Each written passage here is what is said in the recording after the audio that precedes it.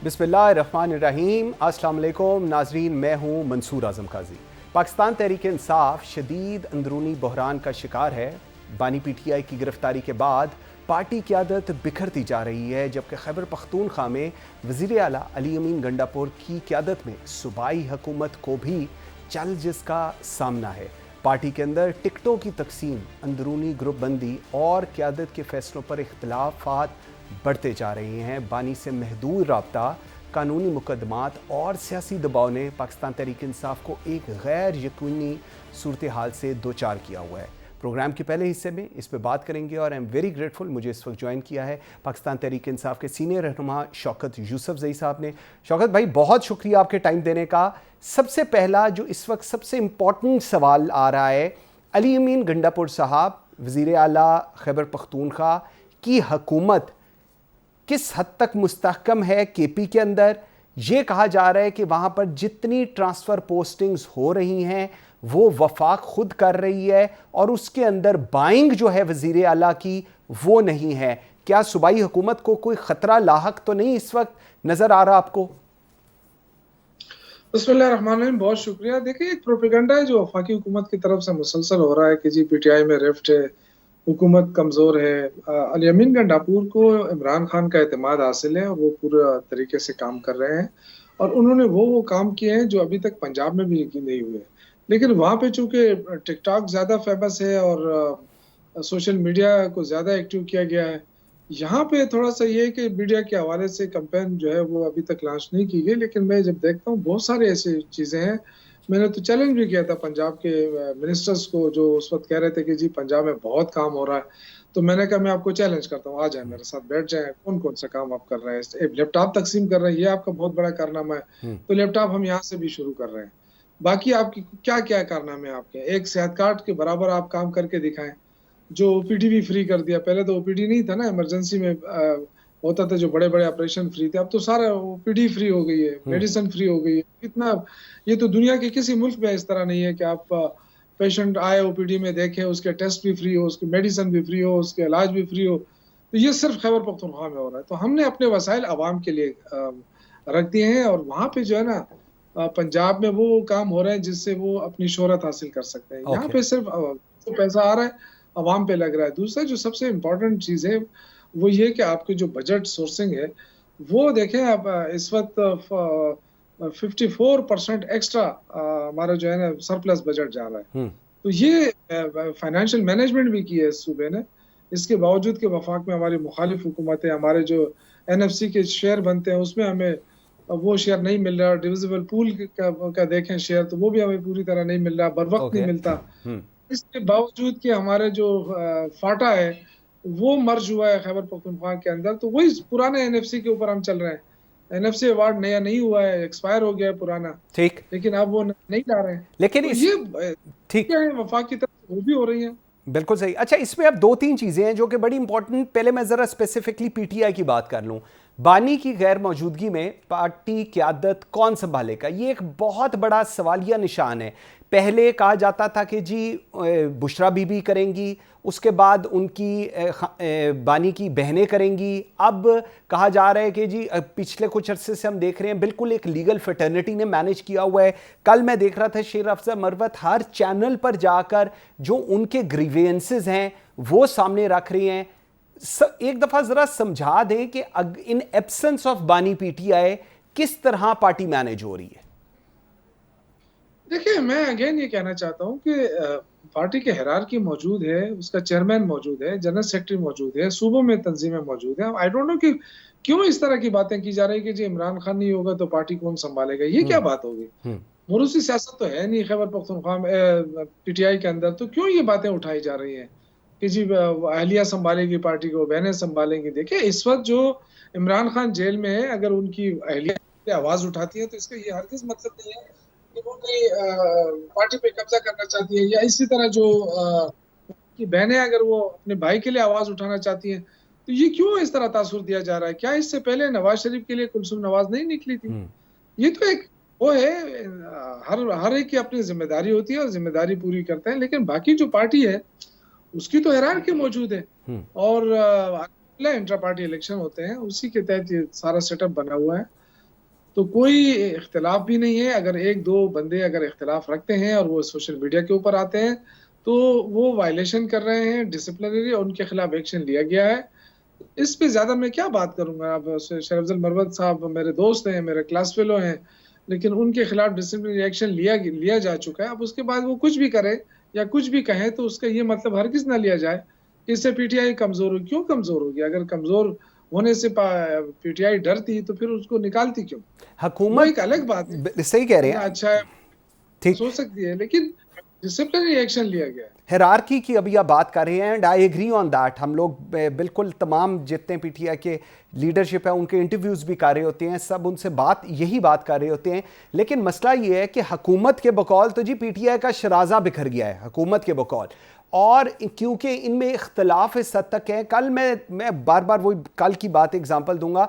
शेर अफजल मरवत आपके दोस्त भी हैं, क्लास फेलो भी हैं, सब कुछ है, लेकिन वो जिस तरह के क्लेम्स कर रहे थे पाकिस्तान तहरीक इंसाफ को लेकर, उनकी सो कॉल्ड आज की लीडरशिप को लेकर, जो आज है जब बानी जेल में है, जो आज लीडरशिप है, वो बड़े अनकॉल्ड फॉर थे। उसको देख के ऐसे लगता है कि पाकिस्तान तहरीक इंसाफ माइनस बानी कुछ भी नहीं है। ये कल के उनके जितने इंटरव्यूज, मेरे ख्याल में कल उन्होंने को 20-25 इंटरव्यूज दिए हैं, उन सब का जो एंड रिजल्ट था वो ये था। देखिए, अगर इस बात पे है ना कि इमरान खान जो है वो सबसे पॉपुलर है, इसमें कोई शक की बात नहीं है कि पार्टी सबसे ज्यादा पॉपुलर है। देखिए, एक चीज तो हकीकत है ना, वोट इमरान खान का है और ये हर पार्टी लीडर का होता है। अगर ये ना होता तो फिर लीडर किस चीज का होता है? यही तो देखें, ये बात तो ठीक है कि जो हम जैसे लोग हैं, पार्टी के वर्कर्स हैं या लीडर हैं, तो वो इमरान खान की वजह से ही है ना। तो अगर कोई अपना क्लेम करता है कि नहीं ये मेरी वजह से है, तो ये गलत है। और मैं तो इस चीज को मैं भी नहीं मानता। अगर कुछ है तो वो इमरान खान की वजह से है। अब लेकिन लेकिन ये चीज हमें नहीं भूलना चाहिए कि इस वक्त अगर बैरिस्टर गौहर चेयरमैन है तो उनको किसने बनाया? इमरान खान ने बनाया ना। या सलमान अकरम राजा साहब है, या जुनैद अकबर खान है, या और इस लीडर्स अगर हमारे बने हैं तो उनको तो इमरान खान ने बनाया। तो जब इमरान खान का उन पे एतमाद है और मैं आगे से कहूं कि नहीं मैं इनको नहीं मानता इसलिए कि ये कमजोर, मेरे ख्याल से फिर मैं पार्टी की वायलेशन कर रहा हूँ। फिर तो मैं इमरान खान से अपने आप को बड़ा समझने लगा हूँ। इसका तो ये मतलब हुआ फिर।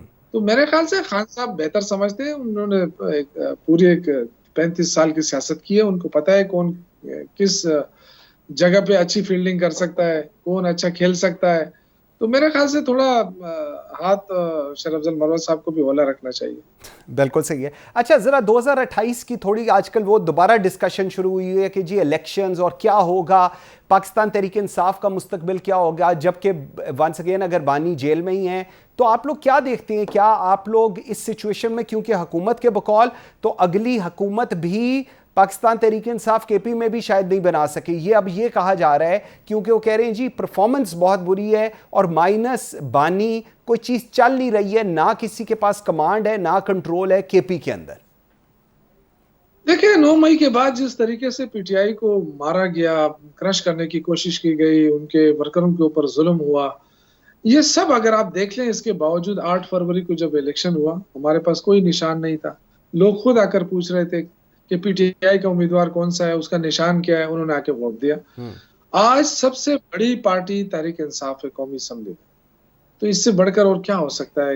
लीडर जेल में है, कैंपेन नहीं करने दी गई, ज्यादा तकालीफ से लोग गुजरे, लेकिन ये कैसे हो सकता है? या तो इस हुकूमत ने कोई डिलीवर किया हो। आप खुद देखें, 2 सालों में 27,000 अरब का कर्जा लिया इन्होंने, और $1 अरब का कर्जा अब और गवर्नमेंट ले रही है। और आवाम को क्या दिया? मोटरवे पेट्रोल टैक्स कितना बन गया है, कितना बढ़ा दिया है। गरीब आदमी तो मोटरवे पे जा भी नहीं सकता। तो इन्होंने महंगाई भी आप देखें 24%, ये कहते हैं सिंगल डिजिट पे आ गई। भाई सिंगल डिजिट पे तो आ गई, लेकिन आप देखें कि जब इमरान खान जा रहा था तो उस वक्त तो 150 रुपए पेट्रोल था। आज पेट्रोल कितने का है? 150 का उस वक्त वो था, डॉलर था। आज कितने का है? तो देखिए, आवाम को धोखा में रखना चाहते हैं, लेकिन आवाम बड़े होशियार हैं। ये जो सोशल मीडिया ने इतनी अवेयरनेस दी है कि अब हर किसी को पता है कि ये शहबाज हुकूमत ने कुछ डिलीवर नहीं किया, बल्कि मुल्क को नुकसान पहुंचाया। आपकी टेक्सटाइल मिलें बंद हो रही हैं, सबसे बड़ा एक्सपोर्टर आपका जो एक्सपोर्ट है वो आपका टेक्सटाइल में है। 187 टेक्सटाइल मिले पंजाब में बंद हो गई, 50,000 से ज्यादा फैक्ट्रियां बंद हो गई। भाई कितने ये कैसे दावे कर रहे हैं? भाई किस चीज का आपकी मईशत बेहतर होगी जब आपके पास एक्सपोर्ट के लिए चीजें ही नहीं है। ठीक, आप तो के कर्जे लेके सिस्टम को चला रहे हैं, तो कब तक चलेगा ये सिस्टम? बिल्कुल सही है। अच्छा, अब जरा थोड़ा सा प्रोग्राम का आखिरी हिस्सा चल रहा है, मुझे जरा बताइए कि अब वे आउट क्या है? मतलब एक तो ये सियासत है जो हो रही है, उसके बाद जो एंड रिजल्ट है, जिस तरह पीटीआई के साथ हुकूमत कर रही है वो हम सबको पता है। इस सारे का एंड रिजल्ट क्या है? क्या कोई ऐसा डायलॉग, ये जो आप लोगों की ग्रैंड ऑपोजिशन है उसमें भी आज अगर मौलाना फजलुर रहमान गेम चेंजर के तौर पर आ रहे हैं तो हम क्या समझे कि किस तरफ पाकिस्तान तहरीक इंसाफ का रुख है और किस तरफ आप लोग जा रहे हैं? देखिए, हम तो पॉलिटिकल पार्टी, हम तो स्ट्रगल कर सकते हैं ना। एक पॉलिटिकल स्ट्रगल हो सकती है, हुकूमत हमें मार सकती है, हुकूमत हमें मार भी रही है, ये उनका अपना मसला है। लेकिन हमें तो अपनी स्ट्रगल करनी है, इमरान खान की रिहाई के लिए भी और बाकी जो हमारे वर्कर्स हैं उनकी रिहाई के लिए भी। खान साहब ने कहा है कि ईद के बाद तहरीक का आगाज होगा, वो कैसे होगा उसकी मॉडलिटीज तय हो रही हैं। इंशाल्लाह लोगों के अंदर वही जज्बा है। 10 ग्रुप भी पीटीआई के बन जाए ना जी, तब भी कोई फर्क नहीं पड़ता तहरीक इंसाफ के ऊपर, क्योंकि वर्कर जो है वो इमरान खान के साथ जुड़े हुए हैं। तो इंशाल्लाह ताला बहुत जबरदस्त तारीख होगी। लेकिन इससे पहले हम कोशिश हो रही है कि ग्रैंड अलायंस बनाएं। मौलाना साहब के साथ भी राब्ते हैं और लोगों के साथ भी हैं। पूरी कोशिश हो रही है कि कम से कम अगर जो नुकात पे हम मुत्तफिक हैं उस पे हम जाके इत्तेफाक कर लें और इस हुकूमत के खिलाफ एक मौसर तारीख शुरू करें। और आपको लगता है ग्रैंड अलायंस आपके साथ होगी ईद के बाद जो आप स्टार्ट करने जा रहे हैं पूरी एक प्रोसेस? देखिए, क्यों नहीं होगी? आप मुझे बताएं ना, ग्रैंड अलायंस अगर मौलाना ये चाहता है कि जी ये हुकूमत खत्म हो जाए, ये नाजायज हुकूमत है, तो वो डिमांड हमारा भी है। और अगर मौलाना साहब ये कहते हैं कि जी धांधली पूरे मुल्क में हुई है, कैपी में भी हुई है, मेरे साथ जाती हुई है, नए इलेक्शन कराए जाए, तो हम भी चाहते हैं कि और उनका ट्रस्ट लेवल है पाकिस्तान तहरीक इंसाफ पर, क्योंकि ये भी एक कहा जा रहा है कुछ अर्सा पहले, ये भी हमारी प्रोग्राम में कहा गया कि जी ट्रस्ट लेवल का है इशू अभी भी। देखिए, ट्रस्ट लेवल का इशू बिल्कुल होगा, लेकिन जाहिर तहफुजात तो दोनों तरफ से है ना। बिल्कुल सही। अगर मौलाना के खिलाफ हमारे भी तो तहफुजात हैं, उनके हमारे खिलाफ तहफुजात हैं, इसीलिए तो ये डिले हो रहा है ना और बातचीत हो रही है। लेकिन एट द एंड मौलाना क्या अकेला तनहा सोलो कर सकेगा? नहीं कर सकता ना। उससे कोई फर्क नहीं पड़ेगा। इस तरह हमारे लिए भी मुश्किलात है। तो हम अगर इकट्ठे हो गए तो इस हुकूमत का खात्मा भी हो सकता है, फ्रेश इलेक्शन जो डिमांड हम कर रहे हैं वो भी इम्प्लीमेंट हो सकते हैं, और उससे जाके हम कह सकते हैं कि जी हमारे मुतालबात, मेरे ख्याल से जो कम 2 नुकात तो ऐसे जिस पे कर सकते हैं। शौकत यूसुफ ज़ई साहब, बहुत शुक्रिया जी आपके टाइम देने का, वेरी ग्रेटफुल जी। नाज़रीन, एक ब्रेक लेते हैं जी। ब्रेक से जिस वक्त वापस आते हैं तो मेरे साथ डॉक्टर शजरा मनसब अली और कादिर खान मंदोखेल होंगे, और ये जो अब एक लव रिलेशनशिप, अब एक हेट रिलेशनशिप की तरफ जा रहा है पाकिस्तान पीपल्स पार्टी और नून लीग का, इस पे बात करेंगे। मेरे साथ रहिएगा। Welcome back after the break जी। नाज़रीन, पाकिस्तान पीपल्स पार्टी और मुस्लिम लीग नून के दरमियान हालिया बयानबाजी ने उनके इत्तेहाद पर सवालात खड़े कर दिए हैं। शर्जील इनाम मेमन ने पंजाब हुकूमत पर तनकीद करते हुए कौमी शाहराहों पर हादसात की जिम्मेदारी वफाकी हुकूमत की नहली पर डाली, जिस पर उज़मा बुखारी ने रद्द अमल देते हुए पीपल्स पार्टी पर सुबाइयत कार्ड खेलने का इल्ज़ाम लगाया। उन्होंने सिंध हुकूमत की कारकर्दगी पर भी सवाल उठाए, ख़ास तौर पर कराची के मसाइल पर। जवाबन शर्जील मेमन ने वाज़ह किया कि पीपल्स पार्टी ने नून लीग का साथ मजबूरी में दिया था, जिससे दोनों जमातों के दरमियान बढ़ते हुए इख्तलाफात नुमायाँ हो रहे हैं। इसके साथ साथ ये भी कहा जा रहा है गवर्नर पंजाब और कमर ज़मान कायरा की तरफ से कि आइंदा आने वाले 2 सालों के अंदर बिलावल भुट्टो ज़रदारी वज़ीर आज़म पाकिस्तान होंगे। प्रोग्राम के इस हिस्से में इस पर बात करेंगे। आई एम वेरी ग्रेटफुल, मुझे लाहौर में ज्वाइन किया है डॉक्टर शजरा मनसब अली ने, रहनुमा हैं पाकिस्तान मुस्लिम लीग नून की, और मेरे साथ हैं कादिर खान मंदोखेल, रहनुमा पाकिस्तान पीपल्स पार्टी। बहुत शुक्रिया आप दोनों के टाइम देने का। डॉक्टर साहब, let me start with you.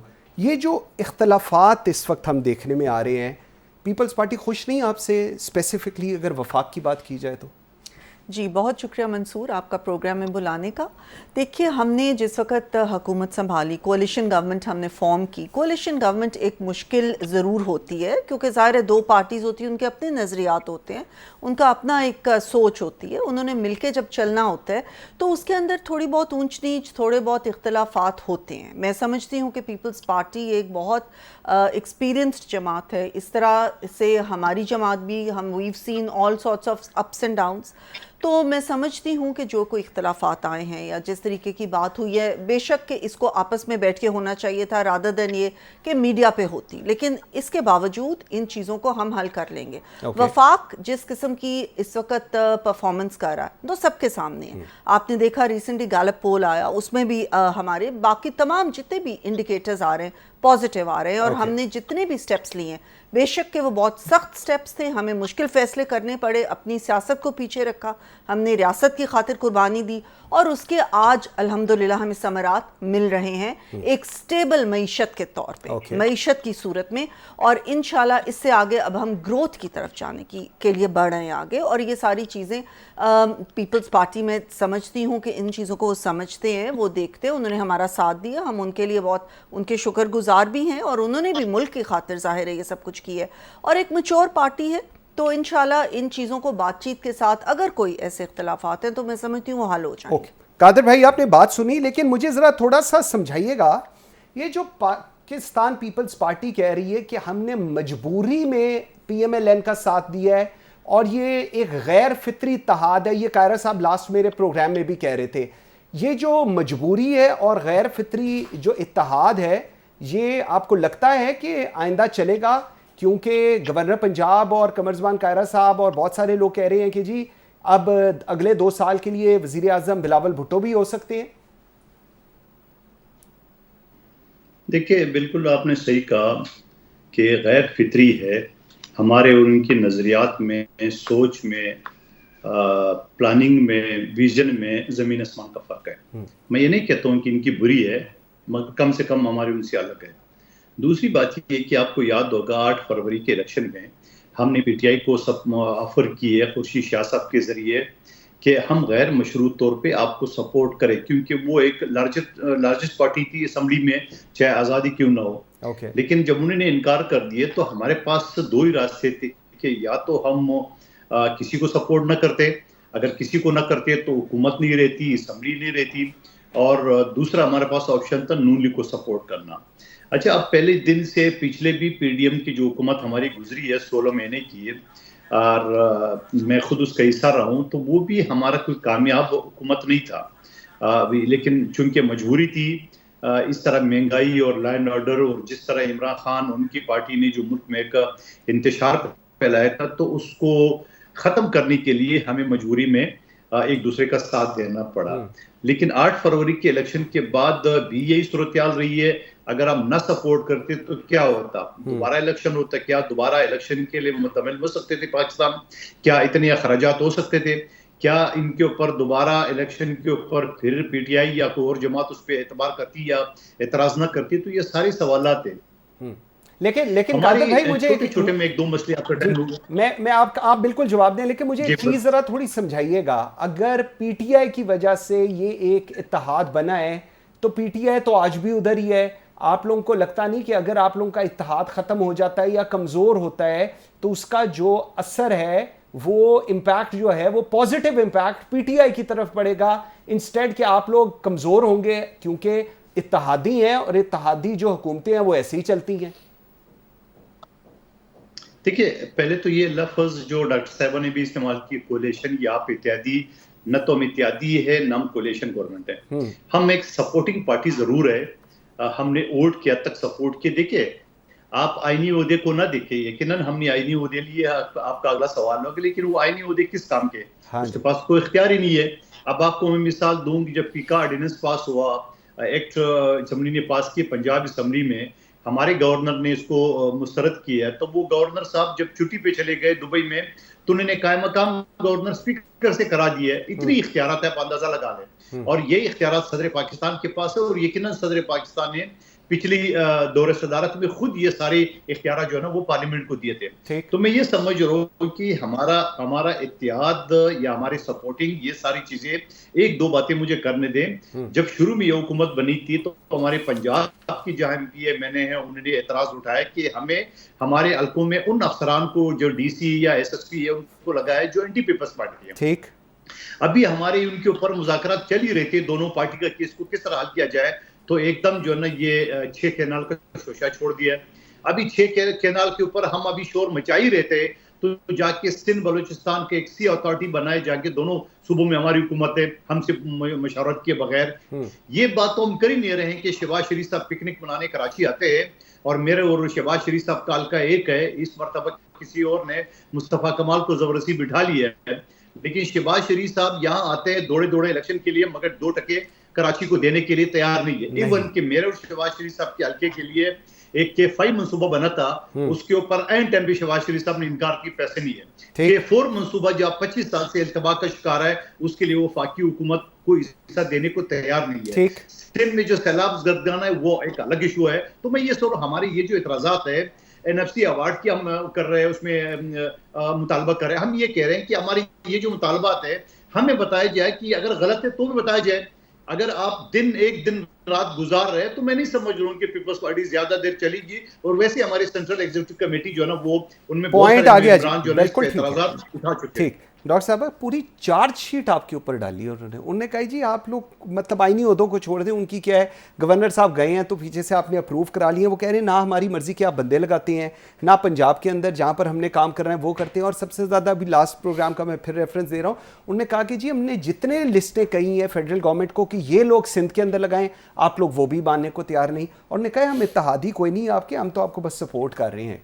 देखिए मंसूर, ये जो फ्रेमवर्क बना था वो पीपल्स पार्टी के साथ मिलके बना था। उन्होंने कहा हमें ये आईनी ओहदे चाहिए और हमने उनको शुरू में काफी महीने ही ऑफर करते रहे। प्राइम मिनिस्टर साहब मिनिस्टर्स नहीं है, कोऑर्डिनेटर्स हैं। बिल्कुल, लेकिन हम इनको ऑफर करते रहे हैं, कहते रहे हैं कि आप कैबिनेट का हिस्सा बने।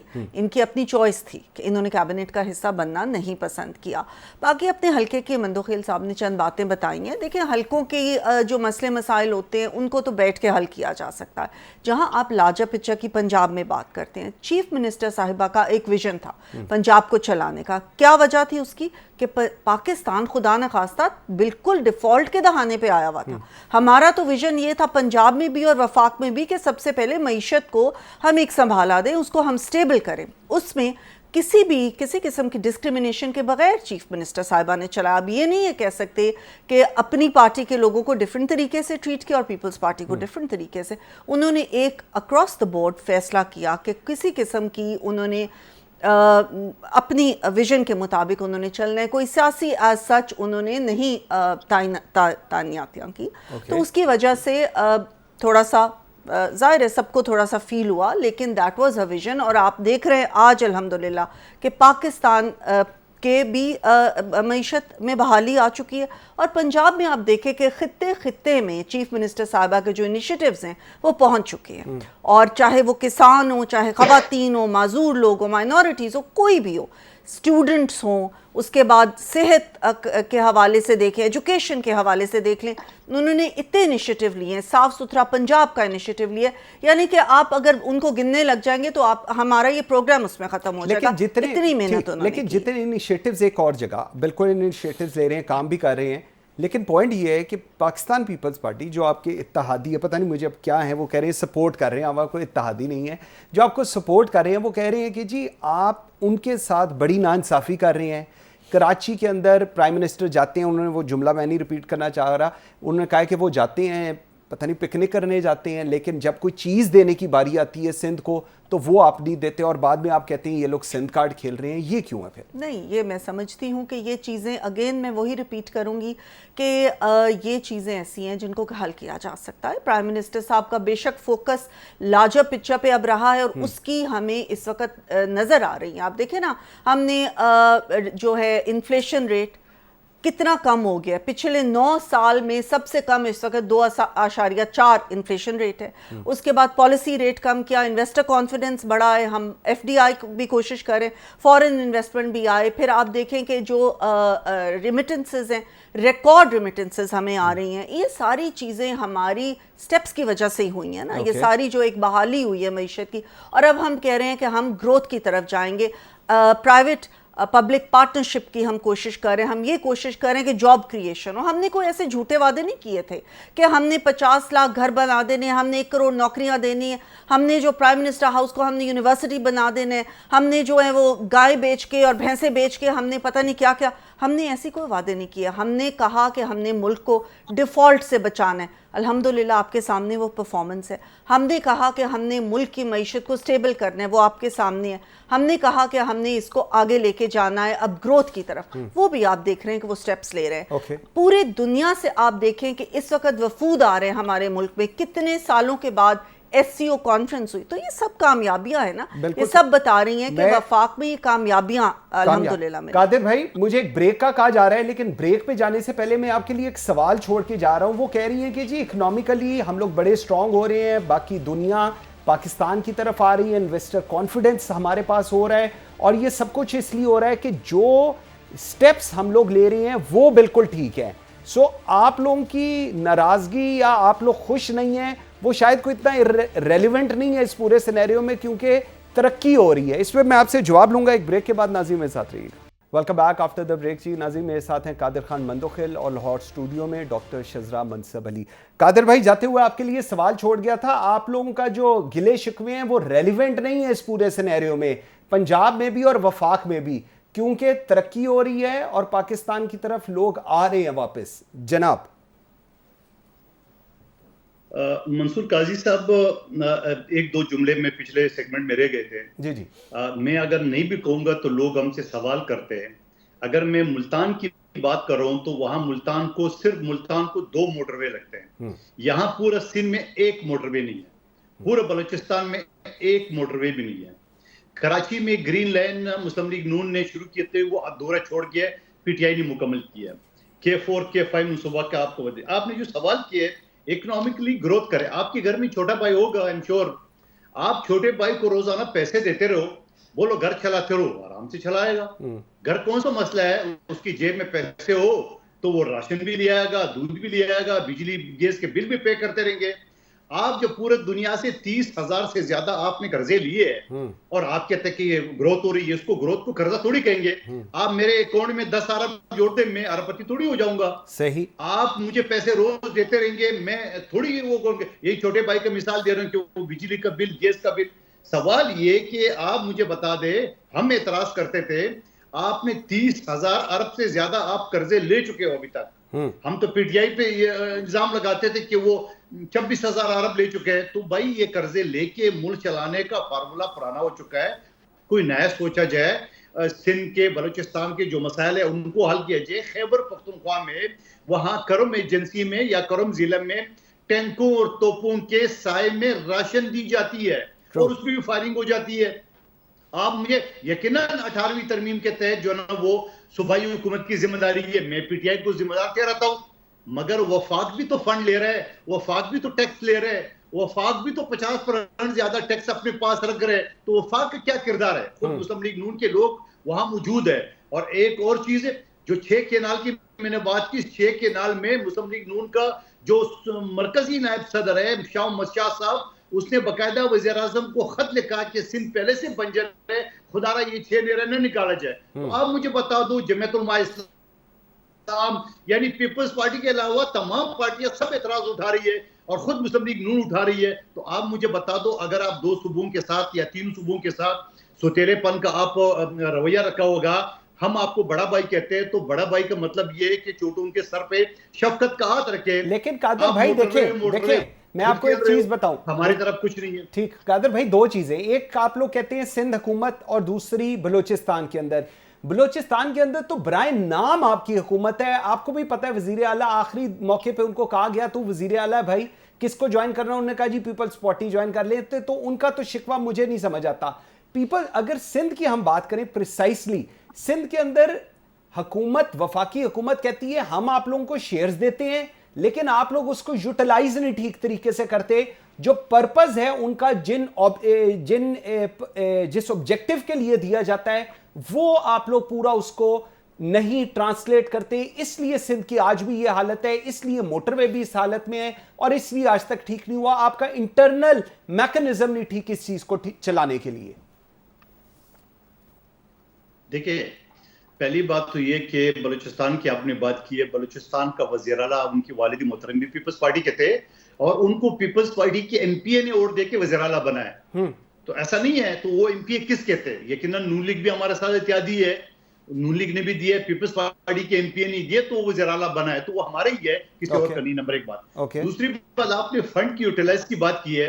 आपका अगर इशारा जो है ना वो कराची हैदराबाद या हैदराबाद सक्कर मोटरवे की तरफ है, तो आप मुझे बताओ पंजाब में अगर 11 महीने के अंदर मोटरवे तैयार होता है तो या सिंध में 3 साल में क्यों? अगर फंड है तो फंड तो आपके हाथ में, फंड तो वफाकी हुकूमत के हाथ में, एनएचए वफाकी अदारा है। तो आप मुझे बताओ कि ये दूसरे सूबों में यानी पंजाब में आपका एनएचए ठीक चल रहा है, बलूचिस्तान उसकी ठीक नहीं चल रहा है। अफसरान भी आपके, चेयरमैन भी आपके, मेम्बरान भी आपके, सब आपके। बाकी ये कि अगर वफाकी हुकूमत ने फंड दिए है तो आप मुझे बताओ सैलाब ज़दगान के मद में कितने पैसे दिए? 21 लाख मकान, 90% सिंध पानी में डूबा हुआ था। के फोई मंसूबा जो मेरे शहबाज शरीफ साहब का हल्का है वहां तो 1 टका नहीं दिया। पॉइंट मुझे अब आ गया आपका, बिल्कुल ठीक। जो 25 साल से वो कितने दिए? मुझे जरा जवाब लेने दीजिए। मुझे आप जो फंड की बात कर रहे हैं, मुझे वो फंड तो बताया जाए कि वो फंड जो दिए वो कौन सा था, किस मद में था, तो मैं आपको जवाब देने को तैयार हूं। बिल्कुल सही है डॉक्टर साहबा, नहीं बात नहीं को सेटल हो रही। वो they are not happy with you. Point is this, वो कह रहे हैं जी आप कर्ज लेते हैं और उसके बाद आप कहते हैं मुल्क चला रहे हैं और हमारा मुल्क बड़ी तरक्की कर रहा है। वैसे टैक्स टू जीडीपी हम 70 पे पहुंच गए हैं, मतलब 70% जो भी इनकम है वो अब हमारी टैक्स पे जाती है, लोन्स एंड ऑल दैट उसके ऊपर। अब इस सूरत हाल में आप लोग चलेंगे कैसे? मुझे तो अब ये जो कादिर भाई की इस वक्त बात है और जो आप कह रही हैं, आप एक बिल्कुल डिफरेंट टेंजेंट के ऊपर हैं कि हम लोग डिलीवर कर रहे हैं, हम लोग काम कर रहे हैं, प्रोजेक्ट्स बना रहे हैं, और वो कह रहे हैं कि जी आप लोग सिर्फ पंजाब सेंट्रिक हो गए हैं। आप इवन वफाक के ऊपर भी बड़ा स्ट्रॉन्ग ये एलिगेशन है कि आप लोग पंजाब के ऊपर फोकस कर रहे हैं, you are least concern about Sindh और बलूचिस्तान और एनीथिंग जहां पर पीपल्स पार्टी की हुकूमत है। क्यों? देखिए, एक तो मैं ये आपको थोड़ा सा ये कहूँगी कि आपने कहा ये रेलेवेंट नहीं, ये नहीं मैंने कहा, रेलेवेंट है ये। इसलिए रेलेवेंट है कि ये हमारी तहादी, जैसे कि वो कह रहे हैं, अब जिस तरह सपोर्टर्स चले कह लें, अब जब इन्होंने ये स्टार्ट किया, आखिर इन्होंने खुद बताया मंदुखेल साहब ने कि इस वजह से हम आए कि अगर हम, इन्होंने पीटीआई को पहले कहा, जब वो नहीं माने तो यार क्यों? क्योंकि ये एक पाकिस्तान के लिए सोचने वाली जमात है। ये एक मुल्क के साथ, मुल्क की बेहतरी के लिए, जमहूरियत के इस्तेहकाम के लिए सोचने वाली जमात है, और इसलिए इन्होंने ये फैसला किया कि हम ये इत्तेहादी इनके बनते हैं। ये एक इतना आसान फैसला नहीं है, हम इस चीज़ को मानते हैं, और उस चीज़ के साथ चलना भी मुश्किल है। जाहिर है उनको उनके जो भी तहफ़्फ़ुज़ात हैं या जो भी चीज़ें, हम उनको रेलेवेंट समझते हैं, हम उनको अहमियत देते हैं, और हम इंशाल्लाह कोशिश भी करेंगे।